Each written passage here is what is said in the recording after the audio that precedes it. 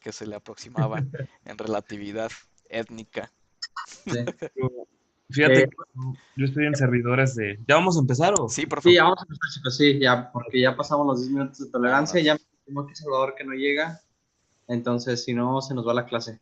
Hola Ok, Nancy, ¿cómo Hay que estás? darle. Hola, profe, muy bien. Hola a todos. hola, Buenas hola. noches. Bueno, si recuerdan el último tema que vimos la clase pasada fue el tema de capacidad, análisis de capacidad. Voy a hacer un pequeño repaso de dónde nos quedamos para que recordemos. Si recuerdan la planeación de los stock inventarios, existen 7 grandes pasos.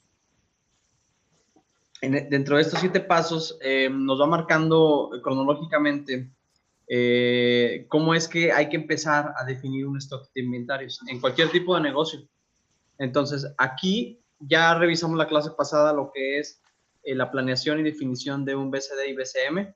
¿Recuerdan? Que era prácticamente mapear toda la cadena de valor, donde hay Sí, simbología estándar que tienen que sí o sí meterse por fuera un cursito para que sepan la simbología. Y que también, bueno, les recomendé también que el programa Vicio les puede ayudar mucho en esa parte para que se familiaricen con la herramienta y no lo tengan que hacer manualmente. Y bueno, ya que tenemos ahora sí planeación de la capacidad, del tiempo de ciclo, del OE en cada parte, sección del proceso, lo que sigue es el cálculo de la capacidad. Y el cálculo de la capacidad, si recuerdan, era básicamente con los días laborables que tenemos del año versus el tiempo disponible que tenemos para laborar en un día versus la calculación del personal que tenemos para producir. Eso nos va a determinar cuántos turnos yo voy a tener disponibles al día, por semana, por mes, por año. Entonces me va a dar a mí una capacidad instalada de producir un objetivo en número de piezas. ¿Sí? Para eso me sirve el cálculo de capacidad de producción, para saber cuánto tengo capacidad de producir el año con lo que ya tengo, con la capacidad instalada. Y hoy vamos a ver los últimos 5 temas, perdón, que es la planeación del volumen de la demanda, cómo planeamos el inventario en toda la cadena de valor, cómo asignamos los inventarios en cada parte, tanto en la materia prima como en el working process y en el finish good, y también el cálculo de RLOIs, que al final es el cálculo que me va a determinar mis supermercados. Recuerdan que la vez pasada por ahí los estuve corrigiendo en terminología de supermercados, inventarios. Esa es una terminología y una diferencia muy grande, desde el punto de vista Lean Manufacturing, desde el punto de vista sistemas de producción, son 2 mundos muy distintos, el inventario y el supermercado. Así que espero que todavía quede más claro e irnos quitando poco a poco esa errónea idea o percepción que tenemos de un inventario. ¿Sí? Un inventario es un material que ahí está, que no lleva un control, que no tiene un control por consumo, que no tiene una planeación, que no trabaja bajo demanda, que no tiene un mínimo, que no tiene un máximo, que no tiene un tamaño de lote, una tarjeta de Kanban.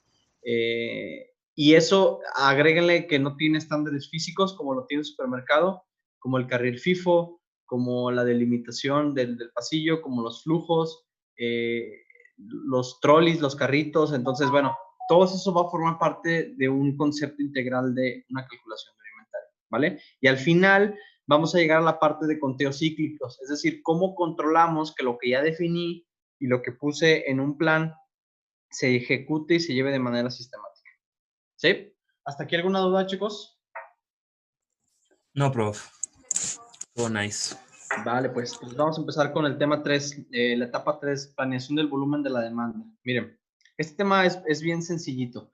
Yo aquí les puse un ejemplo de cómo es que, por ejemplo, acá en Bosch lo hacemos. Hay quien utiliza otro tipo de chart, ya sea a manera de histograma. Este es el más sencillo, un chart de área, donde ustedes pueden reflejar aquí sus volúmenes, ¿sí?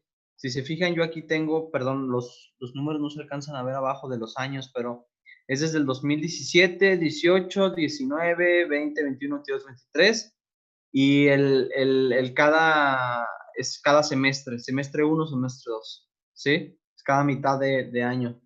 Entonces, fíjense cómo desde el 2007 yo veo una caída de volumen entre una generación que se llama DF11 después le sigue el DF21 que también va de salida y después le sigue el DF25. Y fíjense cómo desde 2017 yo ya iba planeando la nueva generación que se llama DF30. Pues con este gráfico de volumen ustedes pueden ver la demanda de los clientes hacia una visión a largo plazo. Normalmente aquí los de ventas son los que tienen esta información y son quienes nos pueden determinar un forecast, un pronóstico más cercano a lo que el cliente, el mercado está demandando. Es bien importante que estos números estén súper validados.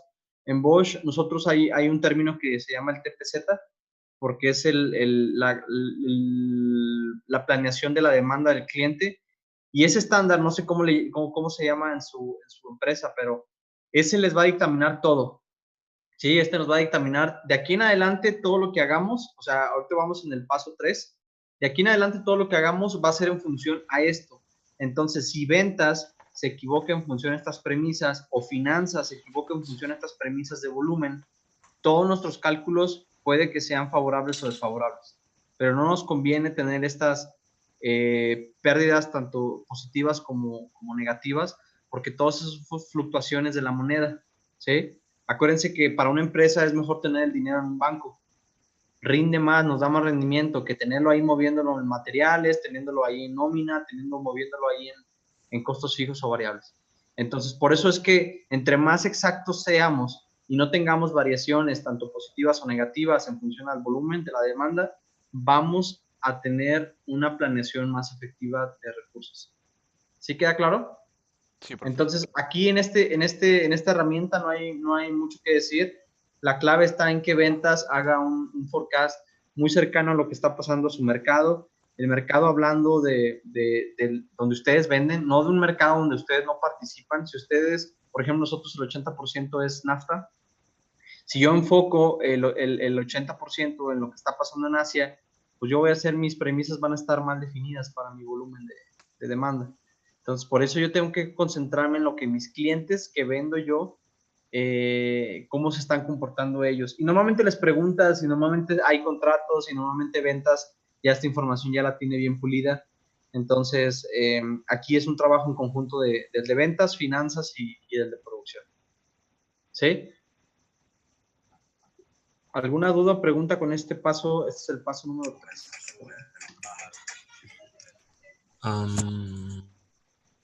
Demanda de ¿Qué volumen. significa H1, H2, Es H? el semestre. Es que aquí Ok. hay 2 años, pero bueno, déjame aquí los agrego para que no les... Es la mitad, el half 1, half 2. ¿Sí? Pero son las mitades de cada año. Aquí es 2017, 2018, 2019, 20, 22, 22. Ok.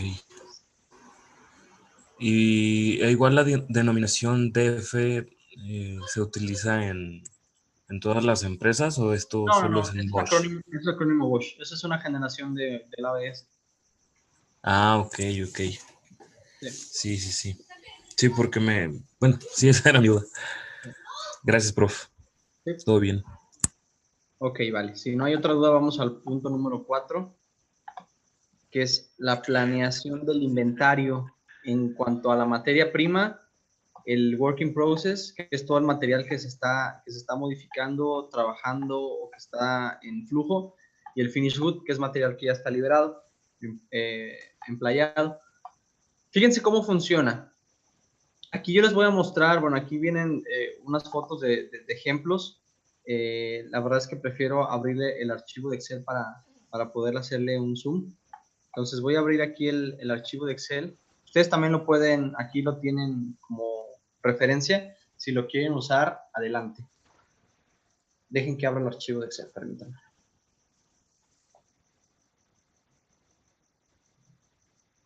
Básicamente, ¿cómo se imaginan que asignamos cuánto inventario debo de tener en materia prima, en work in process y en finish good? ¿Cómo se imaginan? ¿Qué premisa es la que hay que tomar para definirlo? ¿Tú qué piensas, Nancy?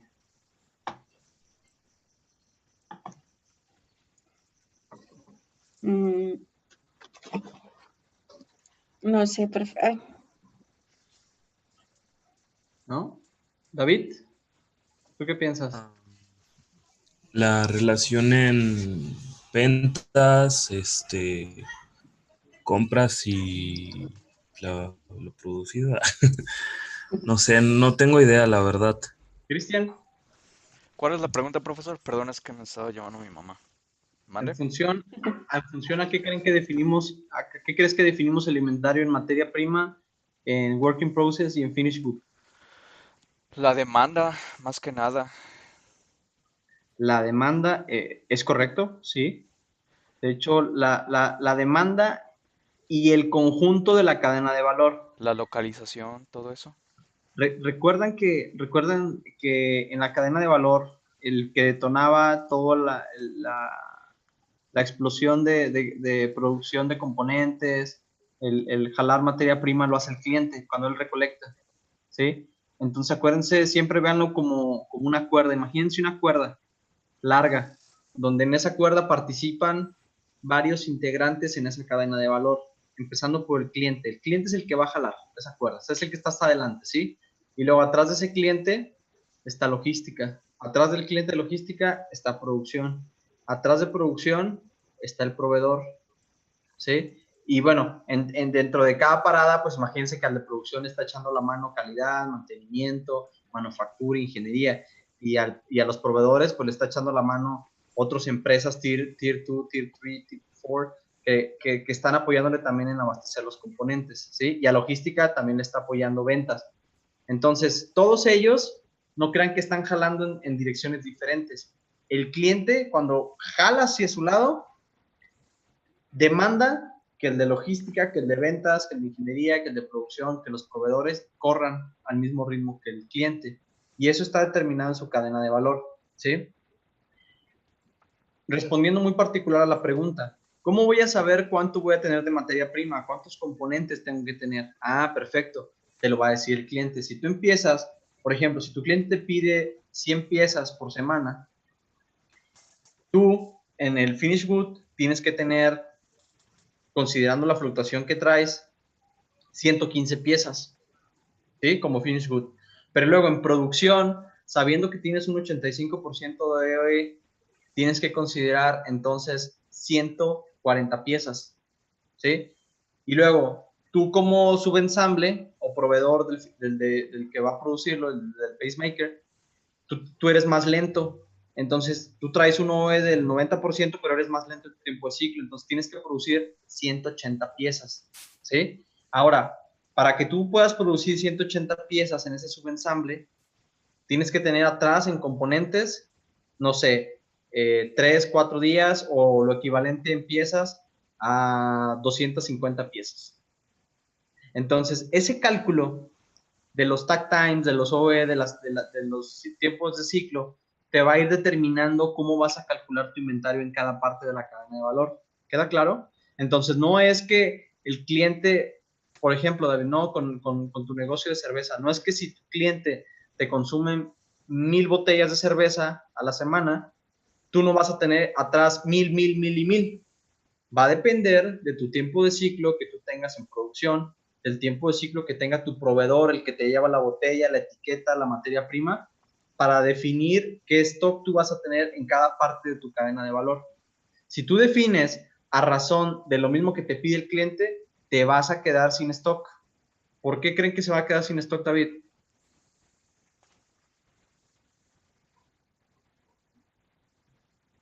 Come on, guys. ¿Por ¿Por qué qué? creen?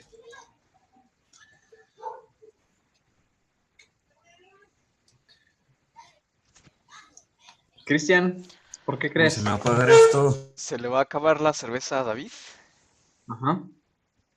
Perdón, profesor, es que no entendí bien la pregunta. ¿Cuál es el ¿Escuchaste? antecedente? No, no escuché bien el antecedente. Ok. Si tú planeas a la misma razón que tu cliente te está pidiendo, el Ok. cliente pide cervezas y tú produces 100 cervezas y tú defines un inventario de 100 cervezas en tu materia prima, Ah, ¿sí? ajá. Ah, ok, ok. Porque ya tengo órdenes por delante y todo lo que estoy produciendo van a ritmo de eso. Entonces, implementar esas 1000 cervezas al RAS, hay un potencial de que no haya suficiente, por ejemplo, safety stock ¿Por para qué? eso, para amortiguarlo.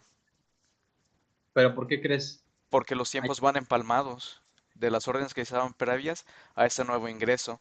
Y si están al día con las otras demás, igual manejándolo como just in time, entonces tiene que haber ese balance entre órdenes para tener un suministro, eso, como seguridad. La, la clave es que en tus sistemas de producción no tenemos los mismos tiempos. Ujú. Logística no va a tener los mismos tiempos de producción. Producción no va a tener los mismos tiempos que cliente. Tu proveedor de materia prima no va a tener los mismos tiempos de producción. Cada quien tiene diferentes tiempos. En todo el lead time, imagínate que el lead time de la producción de la cerveza es 15 días en lo que a ti te llega la materia prima, desde que pides la materia prima hasta que tú la entregas a tu cliente final, ¿vale? Pero esos 10 días, probablemente 8 días vayan a ser para el proveedor de materia prima. Un día vaya a ser para producción, ¿sí? Y otro día vaya a ser para la logística.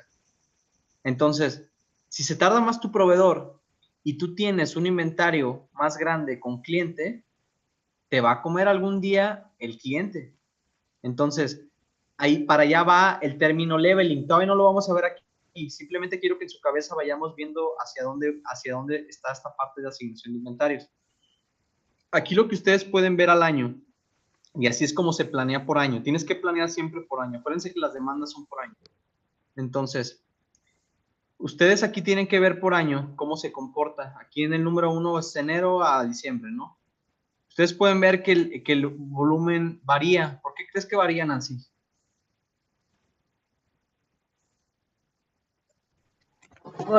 Por los lotes que se produjeron, ¿no, profe?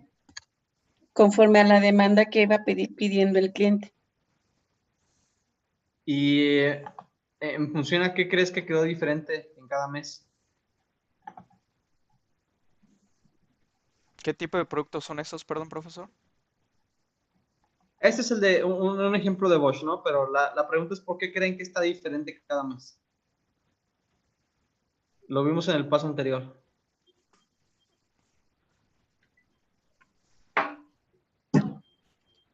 Pues son los pedidos del cliente, ¿no? Aquí estamos hablando de inventarios. Ah, ¿Por qué sale diferente? Porque tu capacidad instalada depende de los días laborables que tienes en cada mes. oh, ¿Sí? Cada mes, aunque ustedes, por ejemplo, pudieran pensar, oiga, pues, profe, pero pues si nosotros que vamos a oficina siempre trabajamos de lunes a viernes, ¿no? Y pues tenemos 52 semanas y pues ¿por qué debería ser diferente un mes entre otro? No es el mismo esquema de producción que se maneja en la parte industrial. Normalmente acuérdense que los turnos son diferentes, ujú. ¿sí? Los turnos de producción normalmente trabajan con un esquema muy distinto al de una persona de oficina, entonces ahí tienen que pensar como un turno ordinario de producción y como días laborables de producción, ¿sí? Porque el de oficina en días laborables y fines de semana no va. Entonces, por eso tenemos que pensar un poquito más en el esquema que tenemos los de producción. Ahora, ya planeaste todo tu año, tu inventario. Tienes que definir medidas. Por ejemplo, aquí ustedes pueden ver, este es mi inventario. Acá en Bosch, este es mi resultado en 2019 en cuanto a millones de dólares. Esto es lo que me costó tener ese inventario, 5.2 millones de dólares, porque acuérdense que no nada más es el costo del producto, el costo de inventario pues también incluye los costos de transporte, los costos de almacenamiento, los costos de personas que estén supervisando ese material, o sea, hay costos adicionales en el inventario, ¿sí? Y en días, que son estos son mis tres grandes objetivos, ¿sí? Mi inventario en millones de dólares en piezas, cuánto me cuesta el inventario con todos los facilities, el mantenerlo guardado, y mi inventario en días. Si se fijan, yo en el 2019 tenía 26 días, pero tengo que irlo retando a tal grado de que en el siguiente año, por ejemplo, ya tenemos un target de 25 días, ¿sí? Entonces, aquí, ¿qué se hace? Aquí, bueno, normalmente este es un PDCA donde ponemos medidas, como por ejemplo hacer consignaciones de los proveedores más grandes, hacer consignas, dejarlos en sus propias plantas, pero que ellos asuman ese almacenaje, porque esos Oh, costos de almacenarlo son altos.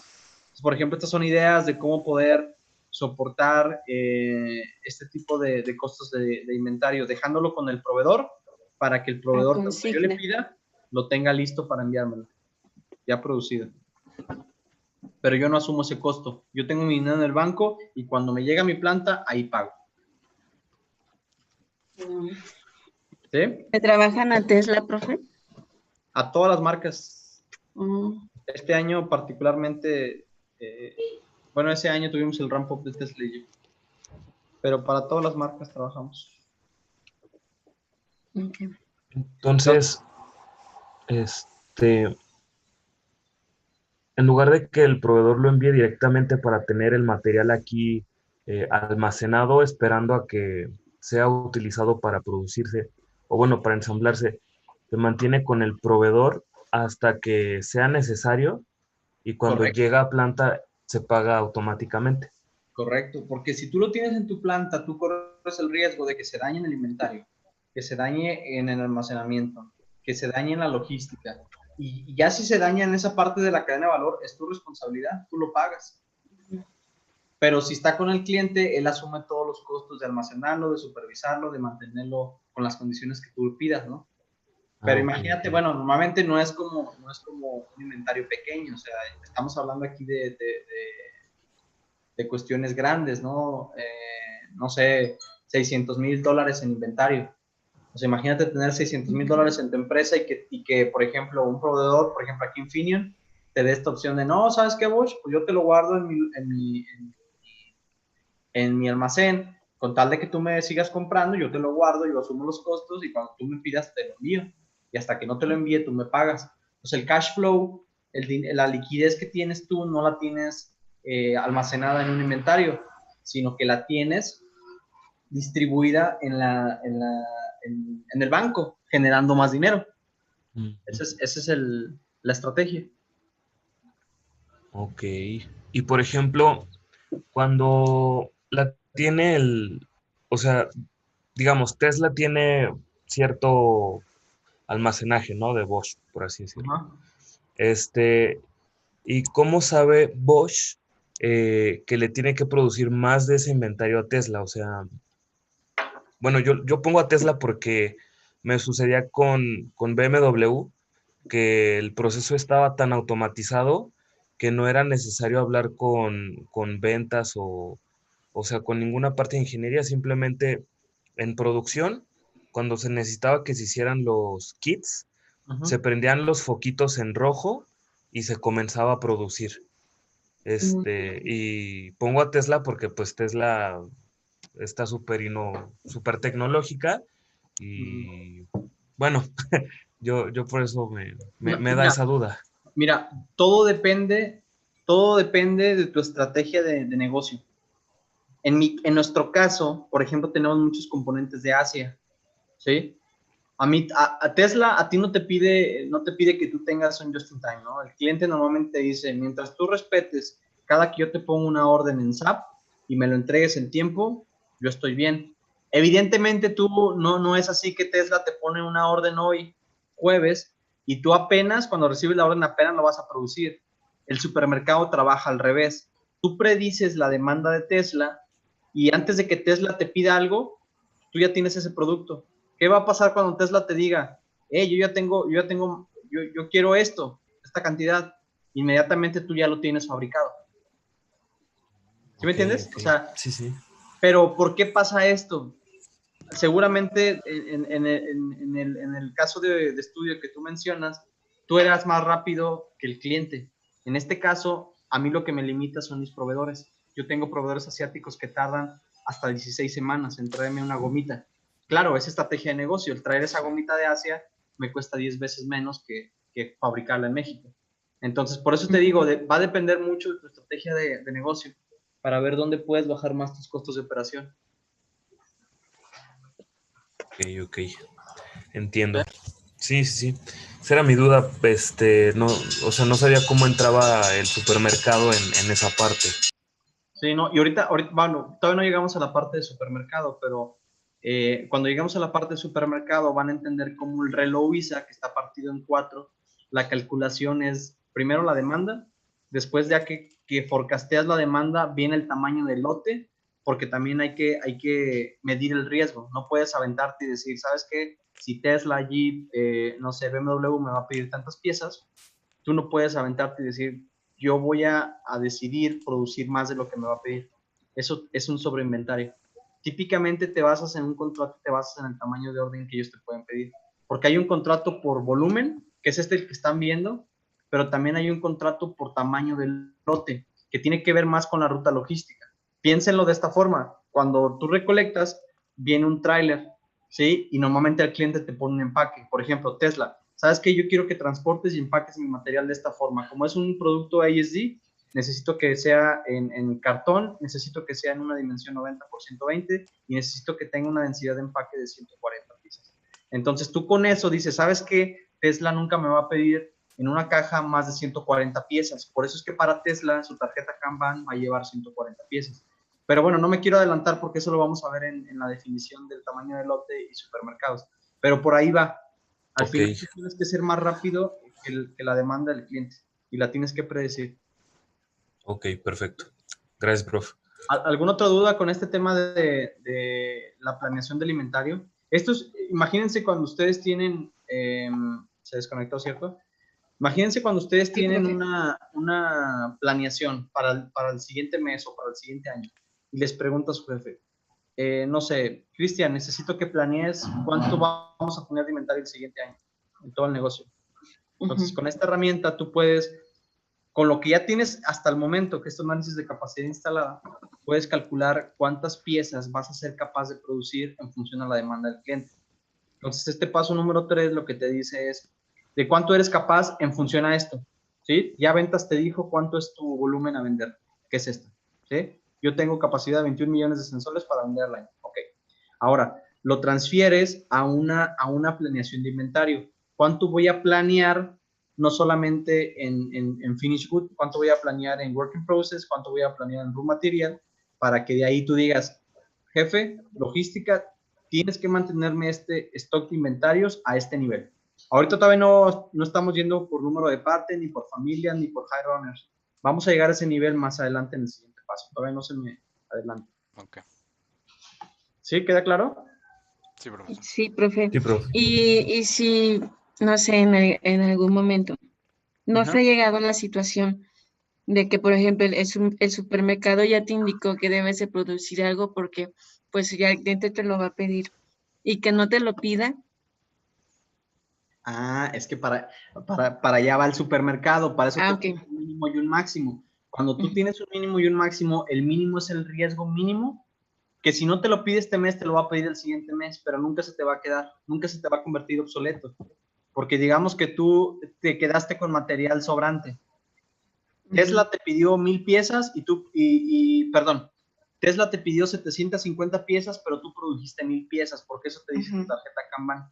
Esas 250 piezas que se te quedaron, no creas que fueron planeadas para que tú después las vendas a otro cliente. Tú en tu calculación de Ujú. demanda al año, porque acuérdense que la demanda la calculamos y visualizamos en un año, no en un mes. Esas 250 piezas que se te quedaron en febrero, tú las vas a vender en marzo o las vas a vender en abril. Pero el hecho de que tú tengas un mínimo, Nancy, te va a ayudar a que cualquier jalón que quiera dar Tesla, oye, Bosch, tuve Ajá. un problema. ¿Sabes qué? Tuve también, así como tú los tienes en OE, yo también tuve un problema técnico. Entonces, pues ya eché a perder piezas. Entonces, mándame más. Ah, ok, bueno, Tesla, pues no te puedo mandar 1000, no seas gacho, te puedo mandar 250. Sí, mándamela. Tú ya te Ujú. adelantaste. O sea, al final nunca vas a sobreproducir más de lo que tu volumen de ventas te da. Imagínate que tú a Tesla le vas a vender al año 10,000 piezas, pero esas Ujú. 10,000 piezas tú las vas a dividir entre cada mes con un mínimo y un máximo y de manera controlada en tu supermercado.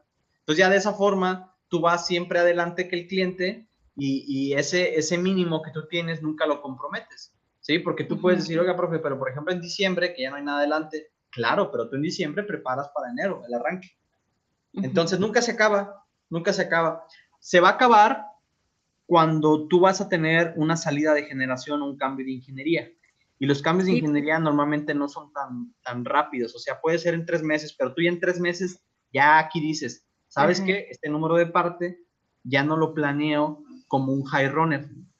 Tú ya desde que ves el Ah, ok. volumen al año, tú ya dices, ¿sabes qué? Este volumen va para afuera. Inmediatamente se te convierte en un low runner. Y ya este modelo ya no lo produces por supermercado, ya lo produces por lo que llamamos los exóticos o los aftermarket, los que Ok. son en cantidades pequeñas. Eso lo vamos a ver más Por adelante. ahí va mi pregunta, así con lo último que me contestó. Entonces, por eso la gráfica que nos puso al inicio de H1, H2 y Correcto. Hasta aquí sí, solamente ustedes tienen que hacer una esa. planeación de su inventario de manera Ujú. anual. Siempre es de manera anual, chicos, ¿eh? Porque si el volumen Sí, se les cae perfecto. en los primeros 6 meses y luego se recupera, puede que en la calculación del inventario ustedes No se hagan ahí alcancen. cosas raras. Ujú. Ok. ¿Sí? Ok. Ok, vale. Entonces vamos con el siguiente paso.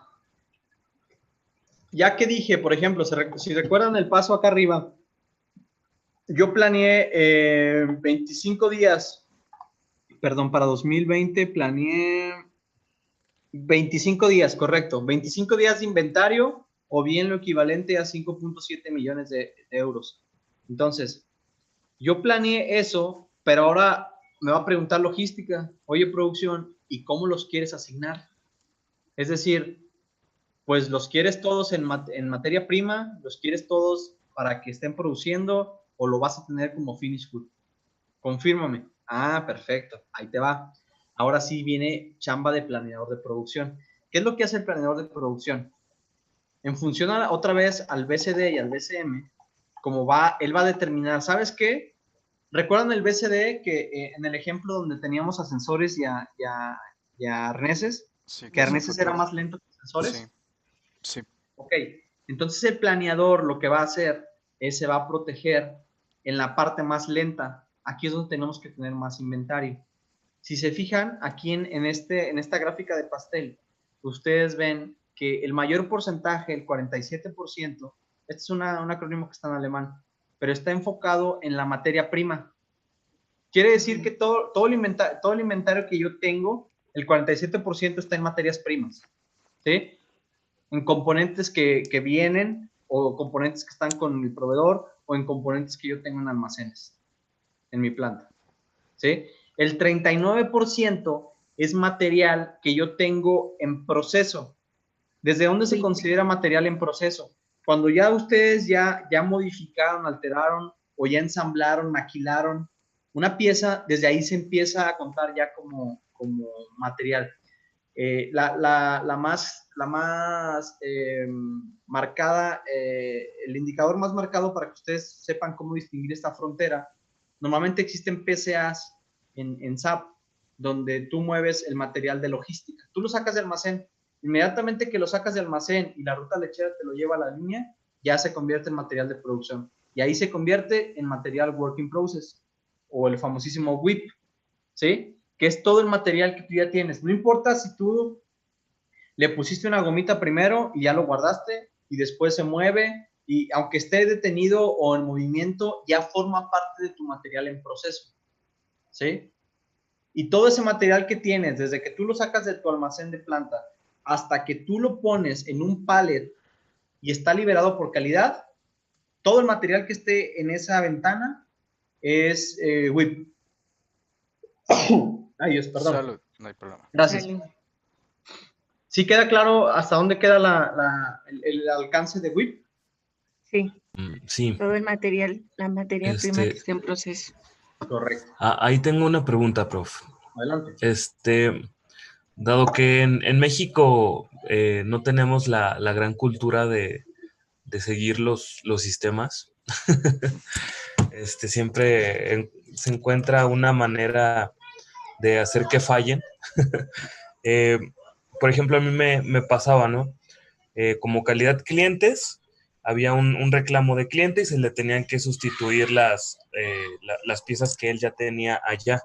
Ajá. Entonces, como era de urgencia, porque si no, pues metía un reclamo y ya empezaban los problemas con la IATF, pues tenía que hacer literalmente, ya íbamos tarde, ¿no? Siempre. Y en este caso, cuando se tiene materia prima en logística y cuando llega a piso, se convierte ya en material, pues en proceso. Y Ujú. existe el famoso robo hormiga. En este caso yo nunca estuve de acuerdo, pero mi jefe era pues como el del mercado negro, ¿no? De no, ve a la línea y saca tantas piezas y las vas a meter en una caja y la fregada, ¿no? Yo obviamente pues siempre iba y le decía al encargado de logística, oye, ¿sabes qué? Y tuve que hacer esto, para no afectar como un flujo, porque pues sé que hay un macrosistema haciendo funcionar todo, ¿no? En este caso, cuando existen los robos hormiga, hay una manera de que siempre se esté protegiendo porque pues se sabe que suceden. Sí, de hecho, O, ese es el último paso, David, y me gustaría responderlo cuando lleguemos al paso 7, porque es la última fase del control. Cuando tienes un descontrol en cuanto a tu sistema de control por consumo e inventarios, te va a pasar que se te va a descontrolar toda la cadena de valor, ¿sí? Pero imagínate si en tu control, pues fallas, pues ahí sí no hay cómo ayudarte, ahí está la diferencia entre las empresas que tienen un desorden en sus inventarios y una fiesta, ¿no? Entonces, sí. eso me gustaría responderlo más adelante cuando veamos control de inventarios, porque ahí vas a ver cómo vamos a tener gaps o diferencias positivas y negativas, y vamos a ver cómo es malo que me quede con material positivo o con material negativo, es decir, que no aparezca. Y bueno, Ok, puede ser por muchas razones. Una de ellas es la que mencionaste, pero eso lo vamos a ver en la parte del control de conteos cíclicos. ok, perfecto. ¿Sí? Pero por supuesto que afecta, ¿eh? Si desaparece ese material y estaba planeado para que se produjera, pues imagínate, el efecto es un efecto dominó. Ah, ¿sabes qué? Cámbiate de modelo, jalo de otro material, se me acaba ese material, pero como ya me adelanté, ya dejé de decir material a mi siguiente ensamble, ya lo paré, ya no tengo material, ya rompí esa ventana, no voy a llegar con un cliente bajo embarque. Sí, es un efecto dominó muy grande y es una bolita de nieve que cuando empieza y no la sabes detener o reaccionar, se te sale de control esto, ¿vale? Pero fíjense la importancia de cómo el mayor porcentaje, casi el 80%, está cargado en tanto el WIP como el raw material, la materia prima, ¿sí? Solamente el 14% está en finished good. Es decir, solamente tenemos el 14% de producto que Producto ya está terminado. y que ya está revisado, listo para enviarse a cliente. ¿Sí? Ok, Ahora, ¿este es un estándar? No es un estándar. Esto tampoco es una referencia, porque otra vez vuelvo a su cadena de valor. Si su cadena de valor, ustedes son más rápidos en la materia prima, imagínense, voy a dar el caso de una tortillería. Ejemplo bien sencillo. Imagínense que el de la masa, el del molino, está al lado de la tortillería. ¿Sí? Imagínense que pues la tortilla se hace el mismo día, ¿no? Entonces, si el de la masa, inmediatamente al lado de mí, me trae la masa, la materia prima, pues yo básicamente el inventario que tengo de masa es cero, porque yo la tengo al lado.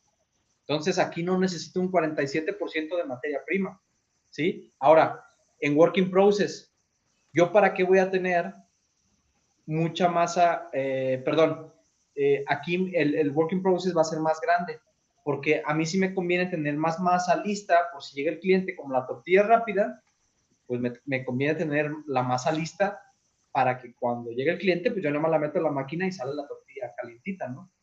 Aquí donde no me va a convenir tener un alto stock es en donde, en, En la, producto terminal. en producto terminado. ¿Qué puede pasar, Nancy, si tengo mucho producto en la tortillería terminada? No, pues se le queda, profe. Se te queda, se te echa a perder y como es un producto Sí. perecedero, se te va a pudrir y nadie te va a pagar por eso.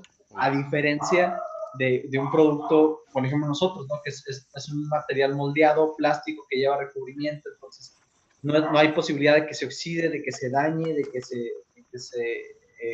¿cómo se llama? Doble. Entonces, eso te lo va a dar tu producto, eso te lo va a decir tu cadena de valor, y entonces tus inventarios para cada negocio se comportan muy distinto. Por eso les digo que los pasos y las etapas son guías. Los objetivos no necesariamente tienen que ser así en su negocio. Tienen que mapear cuánto tiempo se tarda su proveedor a ustedes y después ustedes a su cliente, y con ello van a determinar cuánto porcentaje de su inventario lo destinan a qué sección de su cadena de valor. ¿Sí?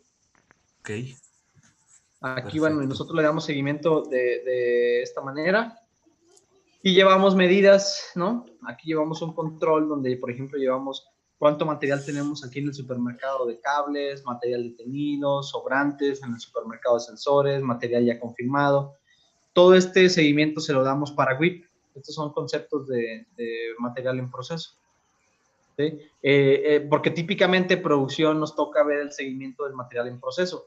A logística le toca el seguimiento de la materia prima y a calidad típicamente le toca el seguimiento para el producto terminado. También a logística, ¿no? En cierta parte tienen responsabilidad y compartida por la parte de la calidad del empaque y liberación, pero más logística por la parte del embarque. ¿Sale? Ok. Bien, llegamos al famosísimo reloj Wizard. ¿Sí? Entonces, una vez que ya tenemos los porcentajes de dónde voy a dividir mi inventario, ahora sí viene el nivel de detalle. Si se fijan, vamos a nivel de detalle, ¿no? Primero planeamos la capacidad instalada. Después dijimos para cuánto soy capaz de producir. Después confirmé cuál va a ser mi volumen de demanda en función a lo que me dice ventas. Después confirmé cuánto es mi inventario al año, por mes. Después confirmé cómo voy a distribuir en qué porcentaje mi inventario, si en materia prima, en material en proceso o con cliente. Ahora viene la pregunta, bueno, ¿y cuánto de cada número de parte voy a tener en materia prima? ¿Cuánto de cada número de parte voy a tener en material en proceso? ¿Y cuánto de cada número de parte voy a tener en finish good? ¿Sí? Las respuestas que ustedes me decían, oye, profe, ¿cómo le hago para la mezcla? ¿Cuánto tengo de este número de partes, de este componente, de este producto, de este material terminado? Ok, perfecto. Aquí está un overview, una vista general. Lo voy a abrir en Excel, que se ve más claro y puedo hacer más zoom. Entonces voy a abrir el Excel. Aquí ustedes también lo tienen. Es un checklist, el cual ya está formulado para que ustedes vayan haciéndolo paso a paso y ustedes vayan viendo cómo funciona. Quiero empezar explicándoselos con el icono la simbología del BCD.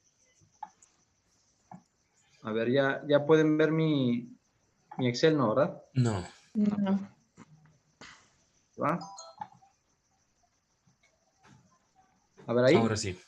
Sí, sí. Miren, se los voy a explicar no le hagan ahorita caso a toda la información que está por un lado. Céntrense en la simbología que ven aquí en medio, ¿sí? Esta es la simbología estándar de todo supermercado. Se los voy a explicar.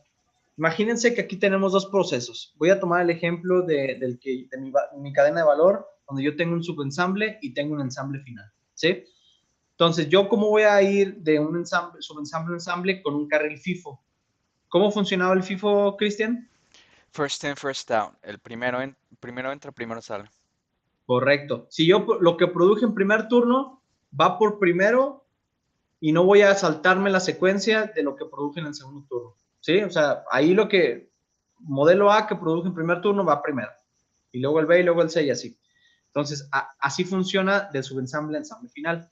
Ahora, yo aquí tengo un formador de lotes y para eso está la parte del lado derecho que se llama supermercado. Acuérdense que esta simbología, como si fuera una cajita de zapatos, esa simbología va a ser para el supermercado, ¿sí?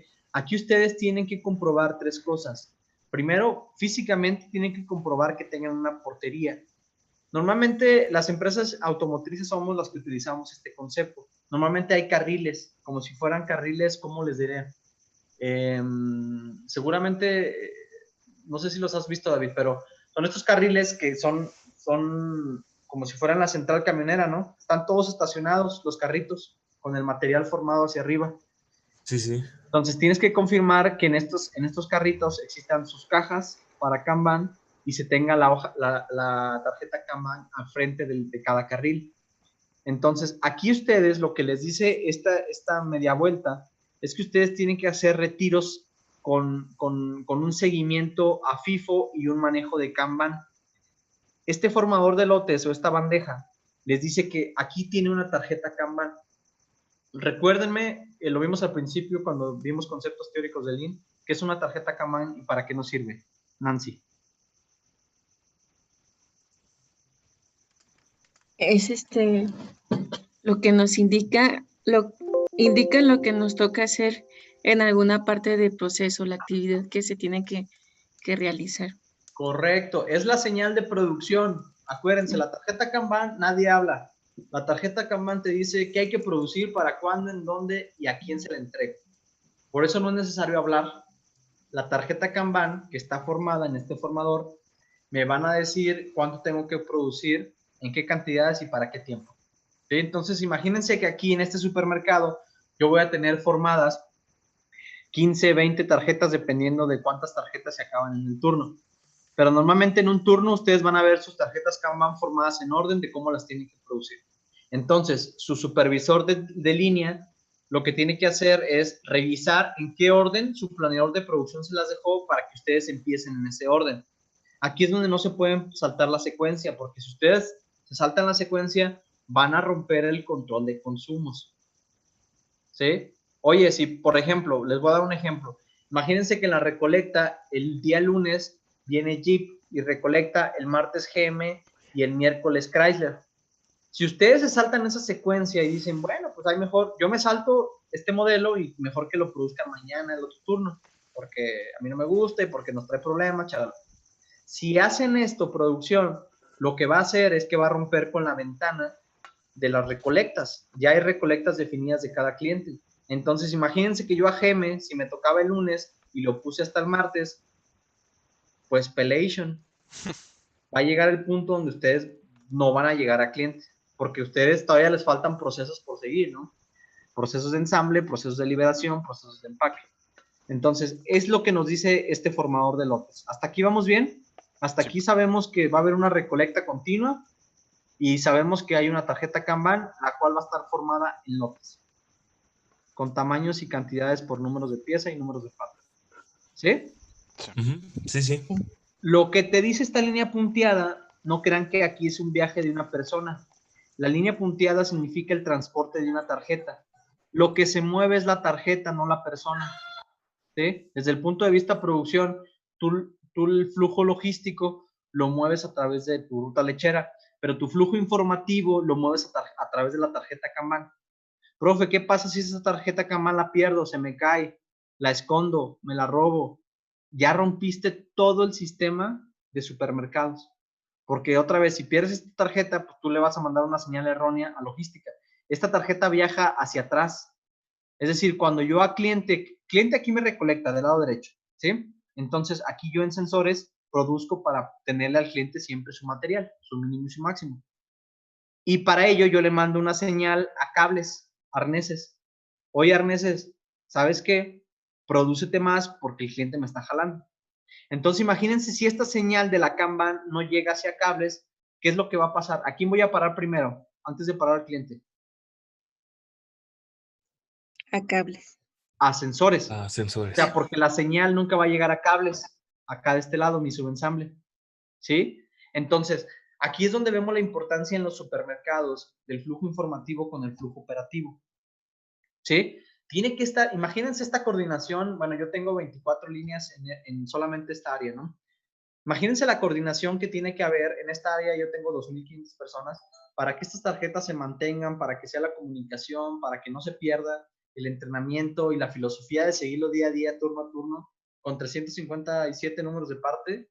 O sea, es todo un reto, ¿me entienden? O sea, ahorita explicárselos es un reto y que lo entiendan es un reto. Imagínense ellos que todos los días tenemos operadores nuevos, que todos los días tenemos gente nueva, decirle, oye, no rompas esto porque si tú rompes esta tarjeta de Kanban o si tú no sigues la secuencia del plan de producción, no le vamos a entregar a clientes.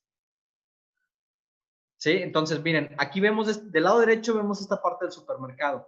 Aquí arriba, en la parte general, tenemos que entender que debemos de tener a los operadores entrenados. ¿Sí? Tenemos que tener los requerimientos de ergonomía. ¿Sí? Tenemos que tener un point zip. El point zip es la confirmación de proceso de que están funcionando nuestros estándares. Y tenemos que tener el cálculo de nuestras tarjetas Kanban. El planeador de producción tiene que saber cuántas tarjetas Kanban están en el flujo. ¿Sí? No crean que, bueno, se perdió. Bueno, a ver, invéntate una. Allá apúntale. No, no podemos hacer eso. El planeador, hagan de cuenta que mete en flujo las tarjetas adecuadas para cumplir con la planeación de la producción de 2 semanas, que es el periodo de leveling y de EPI. ¿Sí? Entonces, no crean que las tarjetas de Kanban están inventadas, llevan una calculación, hay un número adecuado de tarjetas. Si, por ejemplo, cada tarjeta Kanban trae 100 piezas y yo tengo que cumplir con 1000 piezas, pues debe de haber al menos 10 tarjetas Kanban para yo cumplir con ese pedido. Así es como se calculan las tarjetas Kanban en función al tamaño del lote, densidad del empaque y volumen de la demanda al mes o al periodo de leveling. Eso lo vemos de manera general. Del lado izquierdo, aquí en morado, pueden ver que esta parte de cómo llega la señal a mi subensamble, aquí tenemos que hacer un formador de lotes, ¿sí? Yo no puedo saltarme la secuencia porque conforme mi cliente interno, que en este caso sensores, conforme a esa secuencia yo tengo que seguir esas instrucciones.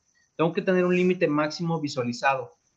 Tengo que tener un secuenciador. Imagínense que en un tablero, ¿qué ejemplo les puedo dar de la vida real que estamos acostumbrados? Imagínense, por ejemplo, no sé si han visto que nosotros tenemos luego, o antes los checadores, estaban formados las tarjetas conforme llegabas. Entonces tú agarrabas tu tarjeta, checabas en ese reloj donde se escuchaba, ¿no? Que la perforación, pero estaba por orden. Entonces, si tú rompías esa secuencia, cambiabas el orden del sistema, ¿sí? O el sistema de pago, así antes se pagaba, así era el sistema de nóminas. Entonces, imagínense que es lo mismo aquí. Si tú cambias ese formador de lotes y las tarjetas las cambias, tú le vas a mandar una señal. Cables va a producir lo que le dijiste, pero, oh sorpresa, es otro número de parte. Tiene que haber una comunicación regular entre planeadores de ambas áreas. Típicamente tú tienes un planeador en subensamble y tienes un planeador en ensamble final. ¿Para qué? Para que cada uno esté dando seguimiento y exista una comunicación regular a través de las juntas de Heiyunka o las juntas de entrega, donde tú alinees las ventanas de entrega. ¿Sí? Digas, oye, voy a meter tantas tarjetas de Kanban, aguas, porque tú también las tienes que meter en el mismo loop. Ok, vale. Entonces, en 15 días, que es nuestro periodo, metemos las mismas tarjetas de Kanban para yo cumplir y satisfacer tu demanda, sensores, pero para que tú también, sensores, satisfagas a nuestro cliente. ¿Sí queda claro esta parte del formador de lote? Sí, sí. Sí, profe. Ahora, más abajo en el proceso, que ya es la parte, la parte del subensamble de cables. Lo que tenemos que cuidar mucho es que en los cambios de modelo, precisamente, no quedarnos con excedentes, no quedarnos tampoco con sobrantes, porque estos sobrantes o estos faltantes van a hacer que también yo pare. El cliente, créanme, el cliente, por una pieza que no venga el empaque, te la regresa. Y te regresa todo el pallet y vas para atrás. Y eso genera muchísimo retrabajo. Entonces, por eso tenemos que cuidar que los cambios de modelo cumplamos al 100% con el número de lote de la tarjeta Kanban. Tiene que haber un flujo de material claro entre los dos procesos. No se puede, yo no puedo tener el material del subensamble acá, en sensores, no. Yo tengo que tener en un área de subensamble, tengo que tener un supermercado con mis carriles, con mis porterías, ordenados por FIFO correctamente para que no se me vaya a mezclar material. Porque puede ser que si sensores agarra otro material porque no está bien identificado o porque está en un área no adecuada, lo va a producir, ¿no? Y me va a desbalancear todo mi sistema de formado de lotes. Tiene que haber un correcto manejo adecuado de material sobrante, lo que les digo. Si yo sobreproduzco o me faltan piezas, en algún momento voy a impactar de manera positiva o negativa a sensores. ¿Sí? Y bueno, el carril FIFO, existen reglas claras. El seguimiento del FIFO es tal cual que tengas un límite máximo establecido. No puede haber más material del FIFO. Tiene que seguir esta secuencia de lo que primero sale, lo que primero entra. ¿Sí? Y también tiene que haber una comunicación regulada para ver el estado del FIFO. Es decir, saber cuánto material tengo. Para todo esto, pues aquí están checklists y calculaciones ya donde ustedes lo pueden hacer de manera manual, alimentándolo. Y aquí tienen su reloj ISA dividido en todas las secciones que tiene un supermercado. Si ustedes ya tienen todo esto implementado en un supermercado, pueden concluir que tienen exitosamente un supermercado implementado. Si falta cualquier parte de esto y a lo mejor tiene un 80% de este lado, no es un supermercado. Tienen que cumplir sí o sí al 100% con todos los requerimientos, estos 5 elementos de un supermercado. ¿Sí? Porque esto es lo que precisamente controla Reloj ISA para el control por consumo. Aquí ustedes pueden decir que ya tienen un supermercado que trabaja por consumo y no que trabaja en función a inventarios pasados, en función a históricos. ¿Sí, chicos? Uy, está muy completo eso. Pues está Sí, sí. Es lo que La- estaba checando. Miren, la ventaja de lo que hace una empresa como por ejemplo HEB, OXXO, es que estos sistemas los hacen digitales. No sé si recuerdan en su materia de investigación de operaciones, lo que hacen es que llevan de una programación analógica a una programación lineal, lo llevan a una programación electrónica. Entonces, todos estos algoritmos, en lugar de que los haga una persona, porque estos cálculos los hace literal un planeador que tiene que recibir volúmenes, demandas y que tiene que calcular tiempos de ciclos OEs.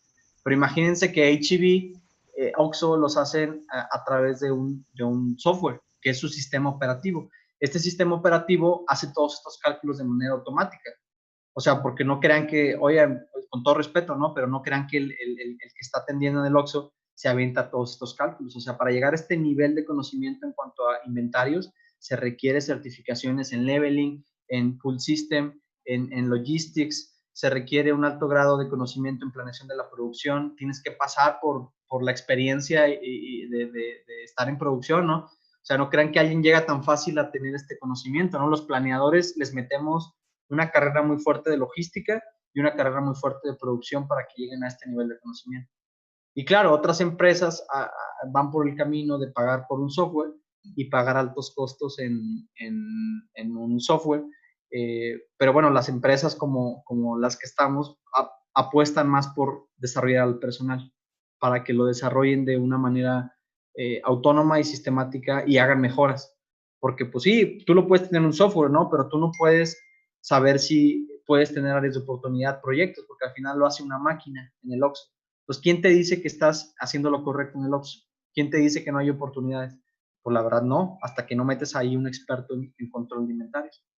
Entonces, pues bueno, esa es una referencia que ustedes tengan para que sepan cómo todas las características, puntos críticos que tiene que pasar un supermercado para cumplir por un control por consumo. Cuando ustedes lleguen a este nivel, ustedes jamás van a parar al cliente. Jamás lo van a parar. Si siguen a paso todos estos criterios, ustedes jamás van a parar al cliente. A nosotros nos costó como 1 año y medio implementarlo, ¿no? Acá en cables, y en sensores. Pero una vez que lo implementamos, desde ahí nuestras ventanas en todo 2020 han estado en verdes. Y bueno, eso se traduce inmediatamente a todos los expeditados que hemos evitado, todos los inventarios que hemos reducido. Y bueno, si recuerdan, el inventario es el gasto número de una empresa. Lo vieron, ¿no? Simplemente yo tengo 21 millones de euros en inventario parado. Y lo tengo ahora en 5 millones, o sea, imagínense, es el 70-75% de reducción en cuanto a cuestión de inventario. Simplemente por cambiar el cómo gestionas, planeas y administras tu inventario en una organización. ¿Vale? Dudas, chicos, preguntas. Me voy a otra vez a regresar a la presentación de PowerPoint. No. Aquí les dejo este template. La verdad es que les puede servir. No lo echen en saco roto. Si alguna vez les va a tocar esta parte o en su negocio, aprovechenla porque esta es la clave de cómo no mantener altos costos en tu inventario y darle una rotación adecuada en función a la demanda. ¿Sí? Sí, sí. ¿Podemos saltar al siguiente tema o hay alguna duda sobre este tema de reloj ISO y control por consumo?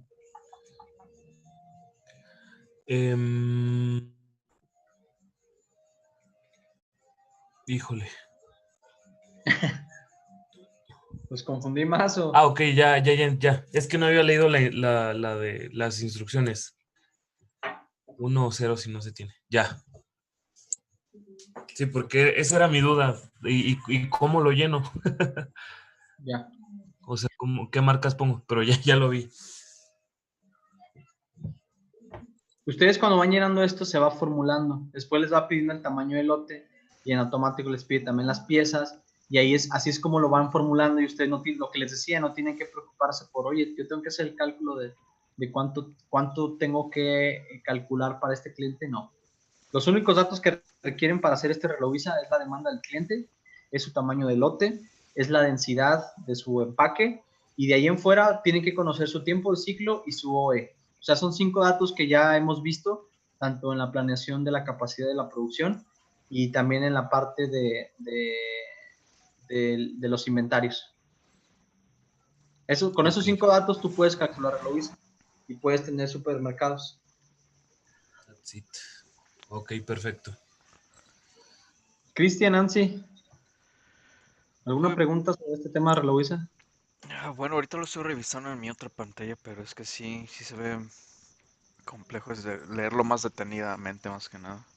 No, está complejo, ¿eh? O sea, Sí. o sea, a veces a mí también en algunas cuestiones le patino porque, o sea, ahorita no ni siquiera lo hemos alimentado con datos, ¿no? Pero ya que le metes datos, eh, se vuelve tan complejo esto y agréguenle la parte de que esto lo tienen que llevar al físico, ¿sí? Esta es la parte teórica, pero cuando lo lleven al físico, que ya lleguen a su almacén y que digan, a ver, ahora sí, ¿cómo organizo aquí todas las cervezas que tengo en mi negocio? ¿Cómo organizo toda Sí, la sí. carne que tengo en mi negocio? Ahí viene la parte del control operativo con el control informativo. Joder. Es un reto y está muy, muy, muy chido tener algo así. Sí, pero con gusto si quieren, o sea, por ejemplo, en la evidencia 2 les voy a pedir que hagamos un ejemplo de Reloadisa Uy, con un ejemplo que tengan en la vida real, ¿no? ok. Entonces, ahí sí, yo creo que vamos a platicarlo en clase para ayudarles en la estructuración de su comentario. Ok, gracias. La idea es que les ayude, porque si no les ayuda, la verdad es que y si no practicamos, también lo vamos a dejar ahí en el aire, ¿no? El día de mañana, Sí, cuando sí. ya sean futuros gerentes, futuros empresarios, que digan, oye, ¿cómo me dijo el profe que le tenía que hacer para administración de inventarios efectiva? Tómala, no van a abrir el apunte y no se van a acordar ni de cómo me Ay, llamaba. no se grabó el Zoom. Es correcto. Ok, bueno, si no hay más dudas con Relovisa, voy a pasar al tema de conteos, control. Aquí viene la respuesta a tu pregunta, David, cuando me preguntabas qué pasa con todos esos robos hormiga, con esos descontroles, con esos cambios que yo... Se me perdió algo en mi inventario. ¿Cómo le hago? ¿Cómo me afecta? ¿Cómo lo controlo? Ahí va, miren. Hay dos formas, y de hecho, si recuerdan, en la actividad número 2 les pedí que investigaran el control de inventarios perpetuos y el control de inventarios cíclicos. Este control les va a ayudar a que ustedes lleven un mejor cierre de todo lo que ustedes tienen en proceso, todo lo que ustedes tienen en su almacén. Déjenme aquí les proyecto el Excel. ¿Por qué creen que lo hacemos? ¿Por qué creen que sea necesario? Ya David dio su teoría en que los mexicanos somos expertos en romper los sistemas, pero más allá de un tema cultural, ¿por qué creen que para las empresas es necesario llevar un control de inventarios? ¿Cuál es su teoría? Pues porque les importa todo el dinero que se mueve, ¿no? Y Claro, cualquier pérdida, pues es dinero perdido. claro. Miren, yo trabajé en una empresa cerera, ¿no? Donde el acero inoxidable, eh, el que tiene el 17% de níquel, el austenítico, vale en el mercado $3,500. Entonces hubo gente que se enredaba la lámina, ¿no? O sea, con tal de cortarse, pero porque eso el scrap valía. Entonces, digo, no es por discriminar o menospreciar un componente que vale a veces centavos, pero al final, cuando lo multiplicas por los millones de piezas que tienes en inventario, y lo multiplicas por el porcentaje de pérdida que tienes, ahí es donde te das cuenta de todo lo que estás dejando mover. Miren, les voy a dar un ejemplo. Este es el control que tenemos nosotros. Nosotros en Bosch, como les dije, hay dos cosas. Es el perpetuo y es el cíclico. El perpetuo es por ciclos. Ustedes pueden hacer, por ejemplo, una vez al año, que es lo que comúnmente la mayoría de las empresas hacen, ponen a todos sus empleados a hacer conteos, cuentan y evalúan un resultado financiero. La diferencia del perpetuo es que ustedes no llevan un control en tiempo y a ustedes el sistema les puede arrojar que ustedes tienen piezas, material, pero en algún momento se van a llevar una sorpresa de que no tienen. Y ahí es donde ya van a parar una línea, van a parar un cliente. La diferencia con el que tenemos nosotros, que es un conteo cíclico, que es mensual, es que ustedes van a hacer cierres. Ustedes van a tener una visión más clara de qué es lo que se tiene físico contra sistema. Este control básicamente es la comparativa que hace. ¿Qué me dice el sistema que tengo? ¿O qué me dice mi plan? ¿Y qué me dice la realidad cuando yo vaya a piso a checarlo? Fíjense, nosotros aquí en el cíclico, por ejemplo, este es un ejemplo del mes de, no recuerdo de qué mes es, fue del mes de noviembre. Entonces, fíjense, aquí vienen las diferencias, aquí viene nuestro PDCA. Básicamente tenemos 5 desviaciones. 6 desviaciones y viene el porcentaje de desviación. Por ejemplo, material transferido, que me transfirieron de una planta a otra planta, es un 35%. La diferencia que tengo entre boom contra el consumo real, acuérdenme qué es el boom, chicos, ya no me acuerdo. Es la lista de materiales, bueno, en la que se refleja el material y todo lo que lo complementa, el código y cuánto cuesta. Correcto, el Build of Materials. Este Build of Materials lo que me dice es cuántos componentes debo de tener de este material o de esta pieza y cuántos tengo en el consumo real de lo que he producido. Este es un 30% de desviación. La confirmación entre el material faltante, aquí está lo que tú dices, ¿no? Y no quiero ser mal pensado, David, pero tanto se pudo haber perdido, se pudo haber caído, se pudo haber dañado, me pudo haber el proveedor metido un gol y mandado de menos, pero bueno, al final falta, no lo encontré. Y también material faltante en la línea, es decir, que sí llegó a la línea, que sí llegó a Bosch, pero que al final en la línea, pues a alguien se le hizo fácil ahí llevarse un recuerdito, ¿no? O alguien quiso omitir el scrap porque le iban a cuestionar y se lo metió a la bolsita, ¿no? Uy, Y el Los otro es, tornillos. sí, sí, sí, sobre todo el material que es vendible afuera, ¿no? Cobre, Sí, sí. todo lo que tenga níquel, todo lo que se cotiza en la bolsa de valores normalmente es bien vendido, ¿no? A la chatarra. Y el otro, el material que viene por parte de una orden de compra, es decir, que entra por otro sistema que no es el MRO, que no es el almacén, sino que entra por una orden de compra abierta. Fíjense, en noviembre, con estas desviaciones que yo tuve una desviación de $445,000. wow. ¿Qué creen que dijo mi jefe cuando llegué con este número? Felicidades, Miguel, empleado del mes. Y si recuerdan, yo manejo un inventario de 21 millones de euros. Entonces, alguien podría decir, oye, profe, pues no es mucho, o sea, ya echándole cuentas, miren, acá están los ajustes. Ya echándole cuentas, pues no es mucho, es el 4 o el 5%, ¿no? Bosch gana mucho. Pues no va por ahí. Hay una regla de inventarios donde ustedes no pueden tener una favorabilidad o una desfavorabilidad en más o menos a 0.05%. Eso es un inventario saludable. Es decir, que en empresas mundiales una referencia es que ustedes no tengan más de esta pérdida. Imagínense, entonces yo tuve un 4.5%, entonces yo estoy demasiado fuera de lo que yo manejo de inventarios. Entonces, ¿qué es bueno? ¿Qué es malo? La verdad es que entre más cerrado estén, si ustedes pueden calibrar, por ejemplo, nosotros en el inventario anual que hicimos en diciembre, lo cerramos, ¿no? Aprendimos de este control, por eso les quise mostrar un ejemplo de qué pasa cuando no tienes un control cíclico efectivo, que a raíz de eso tienes que cambiar a tus contadores cíclicos, tienes que cambiar el método, tienes que cambiar el conteo, tienes que llevar controles en piso, tienes que meter, nosotros tuvimos que meter un sistema de control ASD, no sé si lo han escuchado, pero No. básicamente metemos una etiqueta que funciona de manera electromagnética con un sensor que va instalado en la nave y lo pesamos y ese empaque o ese contenedor siempre en todo momento me va diciendo en qué momento se acabó, en qué momento alguien lo consumió. Entonces, de esa forma yo puedo saber, tener trazabilidad, en qué momento quién lo agarró. Sí, porque de otra forma, pues yo no puedo saber, ¿no? Esto ya es el pasado. Ya se me Sí, sí. perdieron $133,000. Pues yo no sé quién los agarró ni cómo los agarró y pues aquí todo el mundo se va a proteger. Entonces, lo ideal es que tengan controles bien robustos en el tema de trazabilidad. Y al final se compensa, ¿no? Las pistolas láser que metimos, las etiquetas, los sensores y los controles que llevamos ahí en logística, pues ayudaron en que esta desviación no se volviera a repetir en diciembre. O sea, en diciembre ya salí dentro del 0.8%, no todavía donde queremos estar, pero ya un 0.8% es 10 veces mejor que el resultado que tuvimos en enero. Entonces, este es un control que no sé cómo, ¿se acuerdan que yo también les preguntaba en una tarea, no recuerdo cuál, qué tipo de control de inventarios llevan en sus empresas y cómo lo controlan? Hay empresas que, hay algunos de ustedes que me dijeron, ¿sabes qué, profe? En mi empresa, pues no se lleva un control, es así manual, ¿no? Entonces, uy, jole, pues Dios los bendiga, ¿no? Hay mucha área de oportunidad. Sí, sí, sí. Pero fíjense la importancia de ya consumar, que no se deben de quedar hasta la parte de, bueno, ya implementé una sistemática, ya implementé estándares, ya entrené a la gente, Esto se puede salir de control porque hay muchas manos que interfieren en el proceso de control de inventarios.